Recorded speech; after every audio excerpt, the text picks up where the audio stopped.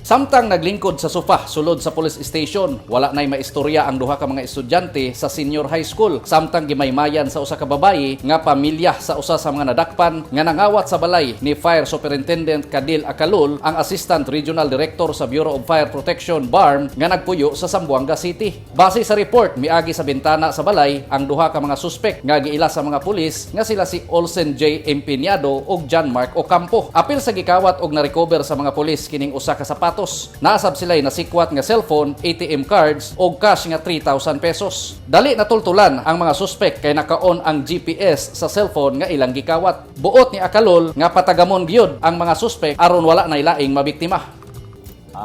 Cellphone, tapos mga ATM, at the same time sent amounting to 3,000.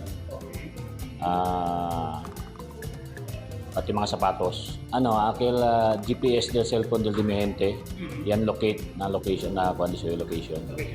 So inati saga yanda kami kundo ya pwede man detect, yanda kami immediately bineki then yanda kami na area. Chene pwede miracle dimi uban na yan nakasa ya bripal hell kasi si Miracle Bintana si afuera no ay pero si tiene kasi luz si mira pwede tumira pera kin tal escucha so ya pwede man identify kun el uno mo kel kere abli kun el door na other door.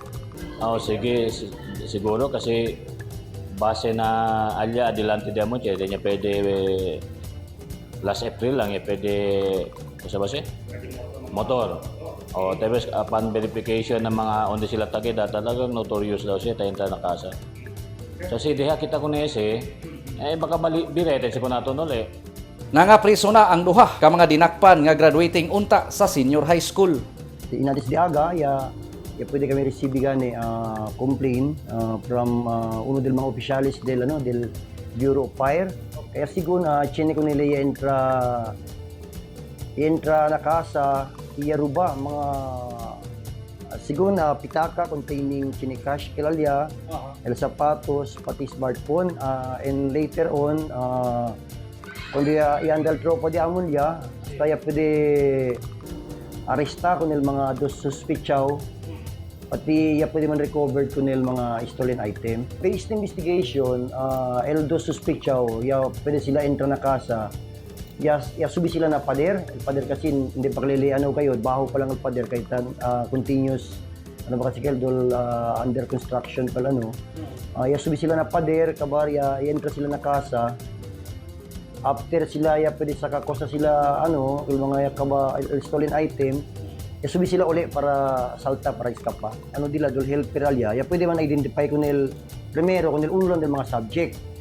Kundo yan follow up ya kanil tropa diaton alya pwede man-identify todol dos. Estos dos mga estudyantes sayang sa mga bata ang estudyantes hindi na mention ako sa eskwela pero graduating students sila. Okay. Sayang ang futuro destos mga bata.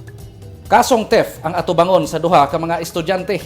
Gikan sa Asia's Latin City, Ciudad de Zamboanga, June Tubilag, Newsline Philippines, stay safe.